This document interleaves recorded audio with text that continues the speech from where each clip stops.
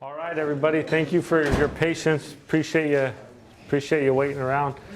So Tlahayim, Tluslaksan, Harris Ryback, Naikanim. Good afternoon. My name is Harris Ryback. I'm the TERO director here at the Confederated Tribes of Grand Ronde. Our office is just right over that way. Does anybody know what TERO is? I guess that's a good place to start. Anybody heard of it or have any idea what it is? Yeah. Yeah, it's like a skills bank program where you can put in, you like apply for your self system, and if jobs come up, you can pick for jobs that you're interested in. Yeah. You can deny them if you're not. Yeah, that's good. And I guess I should have said you can't look at the brochure before I asked that. So, but no, I'm just kidding. No, that was exactly right. So basically what TERO is that it stands for the Tribal Employment Rights Office. And so what we do is we work a lot with tribal members here at Grand Ronde and other federally recognized tribal members. So just a quick little brief history about it. So TERO is really, it's an old concept. It's kind of like in the 70s is when it came about. And there on the Navajo Indian Reservation, there was a big mining company that was taking millions of dollars worth of organic ore and things like that from the land.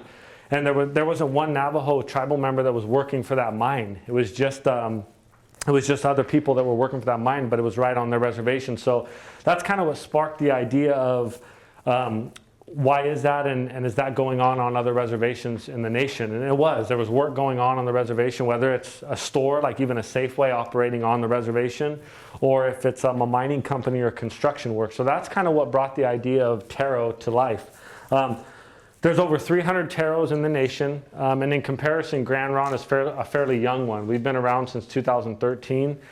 So it's a fairly young TERO. However, we are one of the more progressive TEROs in the whole nation. A good example of that is we have it's called an MOU, a Memorandum of Understanding with ODOT. Does everybody know what ODOT is? The Oregon Department of Transportation. So it's what deals with all the federal highways, all the state highways. And so we have an MOU with them. So we're one of only 3 tribes in the whole United States that have an MOU with ODOT. Now that's huge when you think there's over 300 TEROs. And so that's one reason I'm here to talk to you guys real quick today, is because there's a bunch of opportunities that come with not only that MOU that we have with ODOT, but just being a part of TERO altogether. So I mean, what exactly do we do? We do a bunch of different things, but I kind of narrowed it down to just a few things that would relate to the folks in this room. And one thing, like I said, primarily if you're 18 years old or older, or nearing 18 even, or close to that, and you're a member of either Grand Ronde or a federally recognized tribe, or someone that's part of that, you can refer them to us. But that's really who I'm speaking to today in a way to tell them these opportunities. So we do things like certifications, trainings. A lot of the times we work with education, and if they can't cover a certain cost for a training or something, then my office will do that.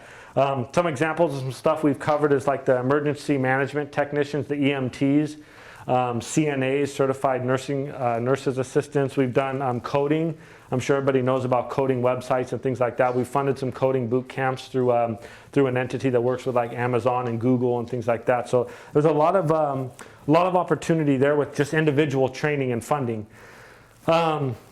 We also have an Indian-owned business list. I guess that was just worth mentioning. There's about 38 businesses on that list that are all owned by tribal members, either from Grand Ronde or other recognized tribes. And so there's a wide range of businesses on that list. But so I say that because if you're an entrepreneur and you're interested in maybe even starting a business, that's another thing that my office does. I do a lot of consulting with businesses that are pre-existing and businesses that would like to start, and then I can help them get on that right path and get connections, potentially contract work with the government and things like that. So that's for the entrepreneurs in the room. But what I wanted to really touch on was our skills bank, and that's what this young man talked about right here. That's where there's the biggest opportunity for those who are 18 or older and tribal from this tribe or another tribe in this room.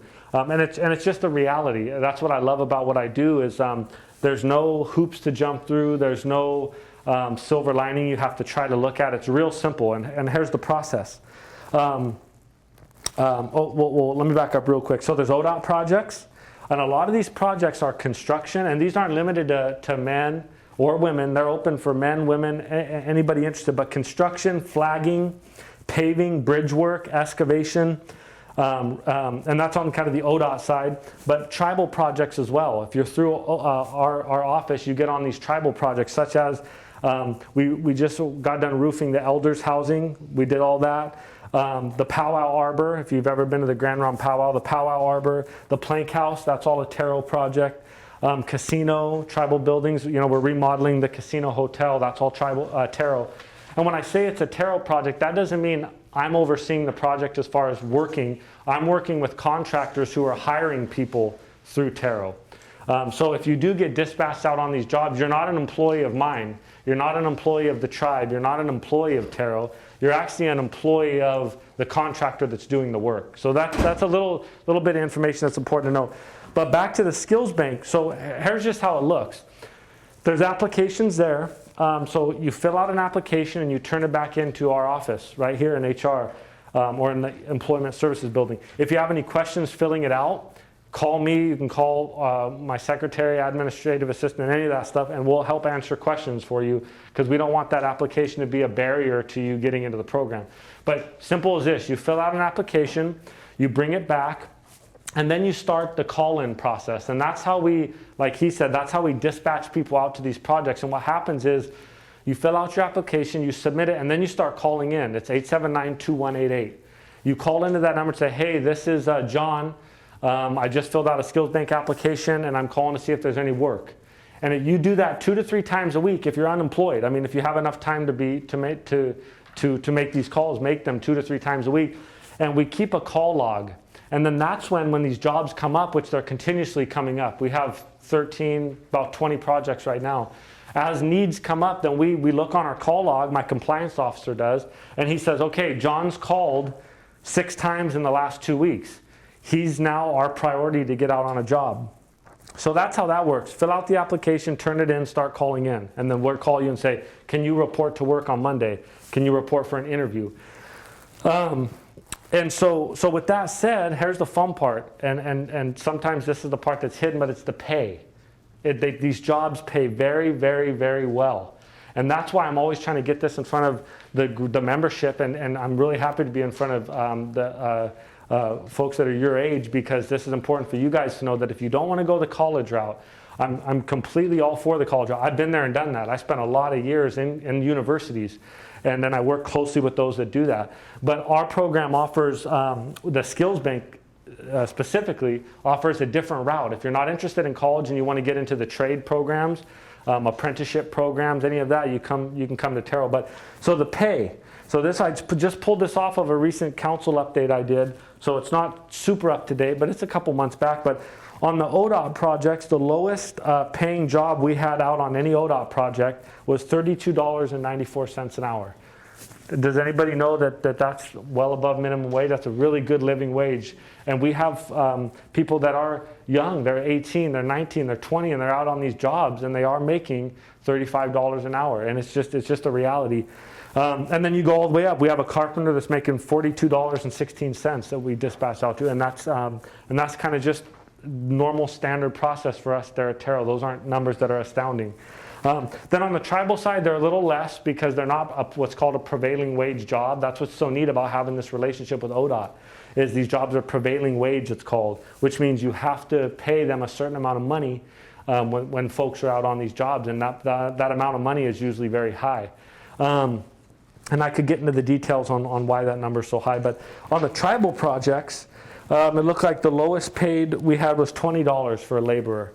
So that's just somebody that called. They may live in Grand Ronde. They may live in tribal housing. They may live on Andy Riggs Road. They may live, in Willamina, real close. But they filled out an application. They called in, and we said, hey, can you report to the casino? That one was actually the procurement building. And that's another part of what's so neat about the Skills Bank program is you get to be a part of a lot of these buildings that are being built. And like I said, this procurement building right here, people that are working on that job now that have been dispatched from TERO, they will forever drive by that building and say, hey, I was on that roof working, or I was doing this or that. So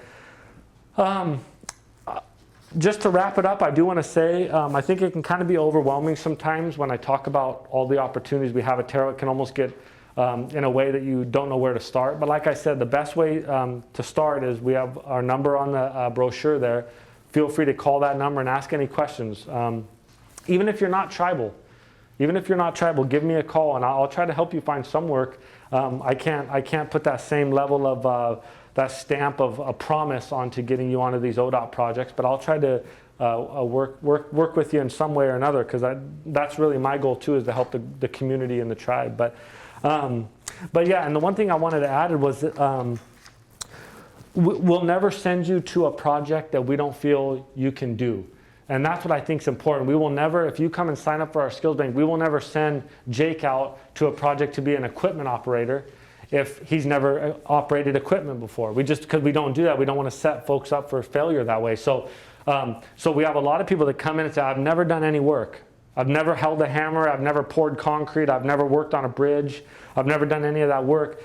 Who's been to Newport lately? Has anybody been down to Newport? Have you noticed how they're doing work on that real big bridge? That's a TERO project. So we have somebody on that project that's actually making very, very good money, and he goes down to Newport every single day and works on that bridge. But nonetheless, we would not send you to a project that you couldn't do. So if you said, I don't know what to do, I don't have any skills, I've never worked with my hands, still come to TERO, because we can still help you. We would put you in a position and do a position on a job where, as long as you're willing to do these two things, show up and do what you're told. That's the only two things that can make you highly successful in the TERO program, whether you're someone that has a lot of skill set and has done a lot of construction work, or you never have.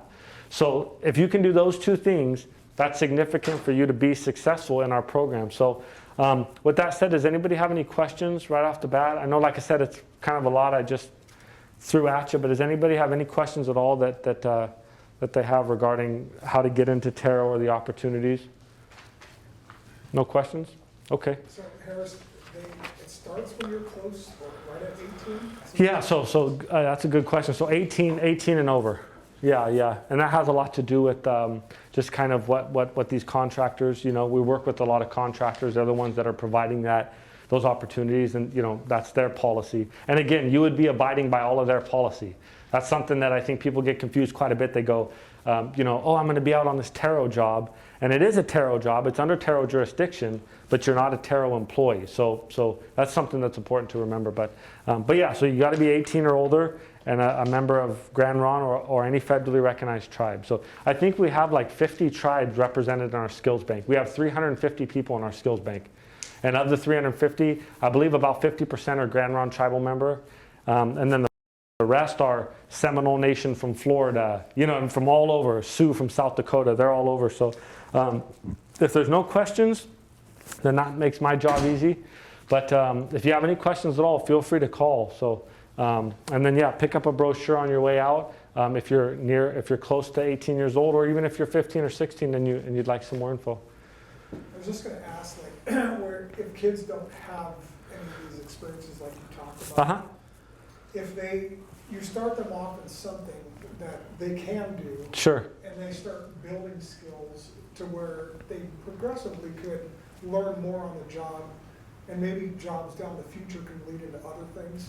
Yep, and that's exactly right. And we've had a lot of those scenarios where someone comes to us without a skill set, and they either take a training. We have a heavy equipment operator training we do here where it's like a big train card. It's like a video game. You're actually sitting down and you're using these joysticks as if you're using like a cat or a backhoe, these huge $250,000 machines. And then after you have a week of that training, then they take you to Baker, Oregon, where you sit in that $500,000 machine. And you actually do that, and they pick up bowling balls with the machinery and set it on things and to fine tune your skills. But nonetheless, yeah, Tim, you're exactly right. If someone doesn't have that skill set, that's the goal of TERO, is to build that for you. And we're here as a resource to do that. And you can you can gain any kind of skill set, and whether it's construction or not. Like I said, see if you want to be a nurse, if you want to be an EMT, any of those things. So I would suggest that you reach out and inquire. If you have any questions at all, feel free to reach out, and I'd love to work with you and put you on a good path. So, all right. Well, hey, Masi, I appreciate your time.